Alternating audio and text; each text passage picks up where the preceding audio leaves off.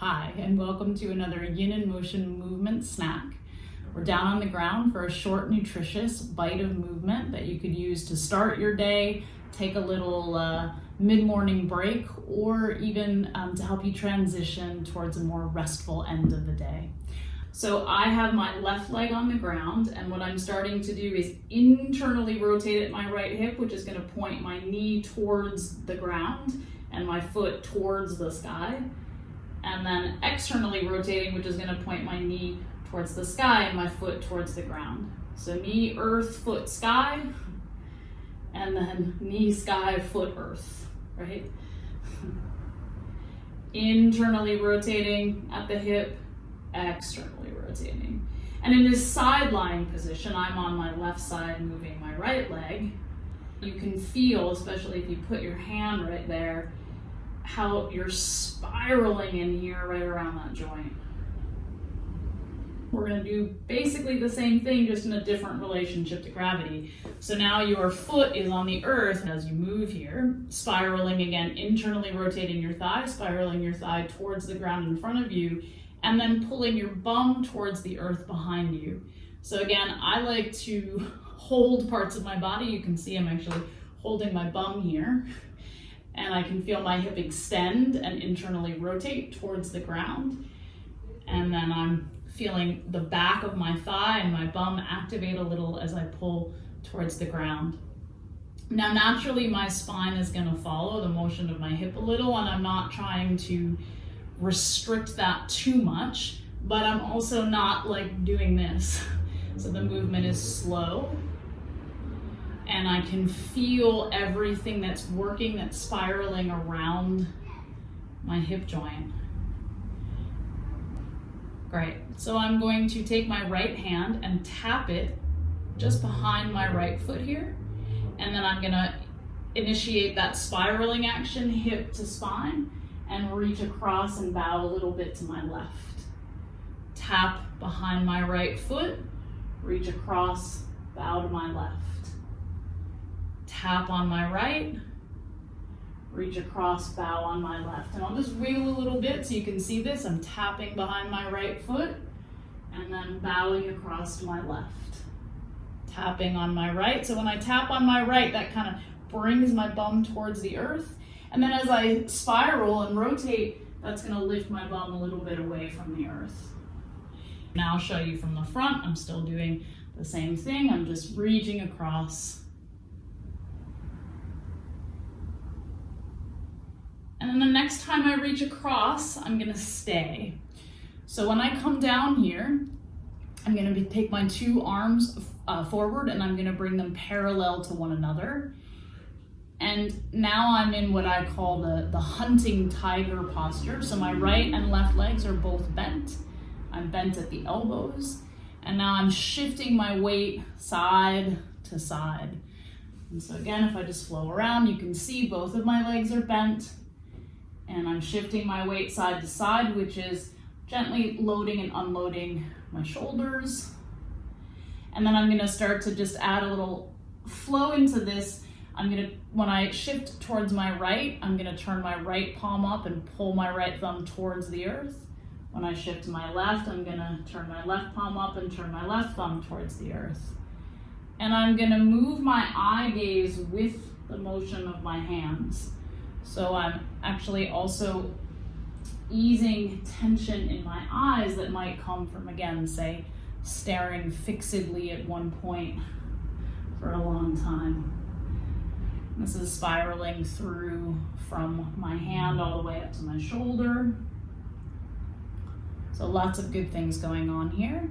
And then finally, I'm going to come towards center, but ultimately I'm going to walk myself then a little bit over to the left, so I feel very heavy on my left side. My outer left hip is sort of getting smushed towards the ground by the weight of my body. And then I'm going to fold my forearms so they can cradle my head, and I'll just take a couple of cycles of breath here.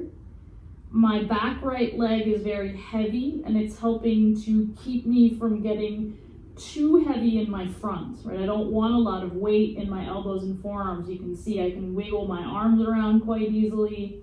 So I'm not feeling jammed or overloaded in my front, but I am using the weight of my torso to help me snuggle my left hip into the ground.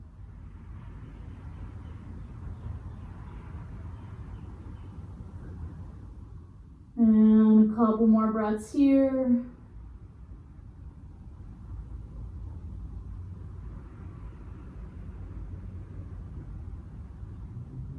And then use your hands to support you as you come back up.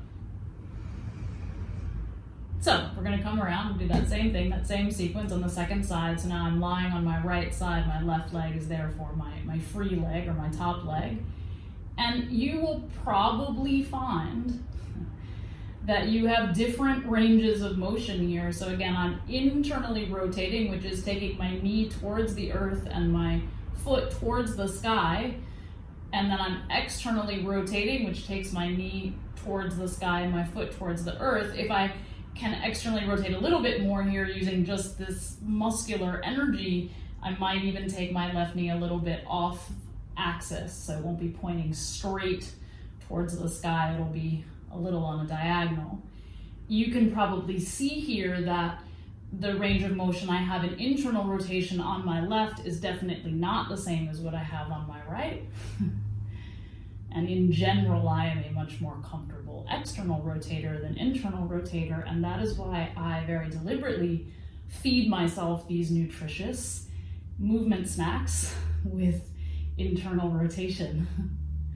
All right, so now we're gonna do that same movement or follow that same principle, but just sitting up. So it changes the relationship to gravity, changes the load a little bit. Now I can roll my thigh towards the ground and then pull my bum towards the ground. So if I turn again a little bit at an angle, I roll my thigh towards the earth in front of me, and then I pull my bum towards the earth behind me. So I'm really focused on the feeling of activation on both, really all the way around my hip. Because of this spiraling movement, I'm getting activation all the way around my hip. And even though I'm letting my spine follow, I'm really focused, I'm kind of laser focused on what's happening here around my hip. And so it can help to put your hands there to sharpen your focus. All right, what you're touching tends to get at least some of your attention. All right, and then I'm gonna make this a bigger movement, right? Open it up so it's a little bit more full. So I'm gonna let that movement, that spiral at my hip, bring me all the way out, and then I'm gonna tap behind my left foot. Reach across to my right, and then tap behind my left foot. Reach out, and tap. And again, if I just swivel, you'll see I'm tapping behind my left foot and reaching across. As I tap behind me, my sitting bones come closer to the earth and they touch. As I reach over to my right, my sitting bones lift away. And depending on your joints and the way that they're moving, you may have your bum on the ground the whole time. That doesn't happen for me, but when I come back, I try to bring my bum towards the ground. Now I'm going to turn around so you can see what's happening from the front.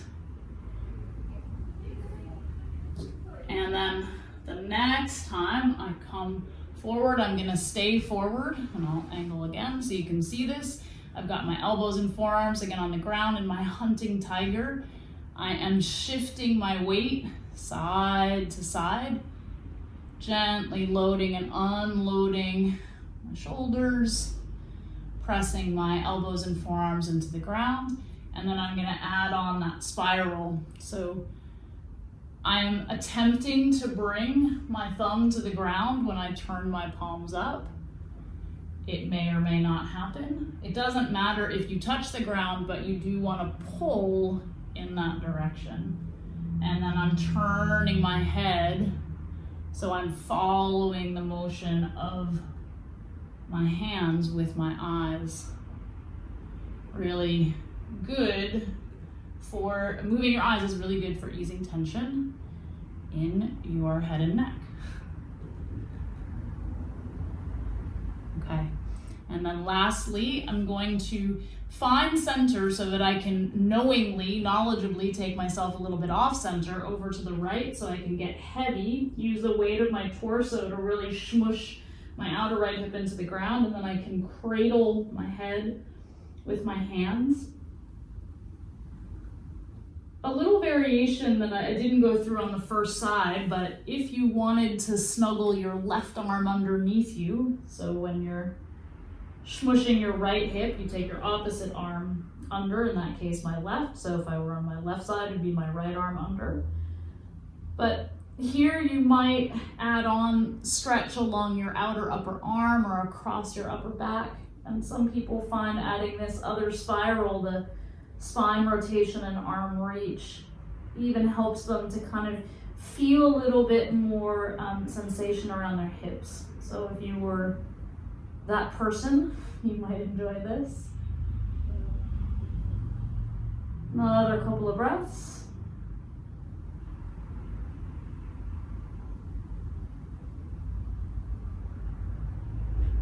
Come on into a cross-legged position. Fix your hair if you're like me, and then rest your arms. You might soften your gaze or close your eyes and just enjoy a few moments here, feeling the way that your body is moving when you breathe, enjoying the circulation of energy along your spine and around your hips. Thank you for joining me for another movement snack.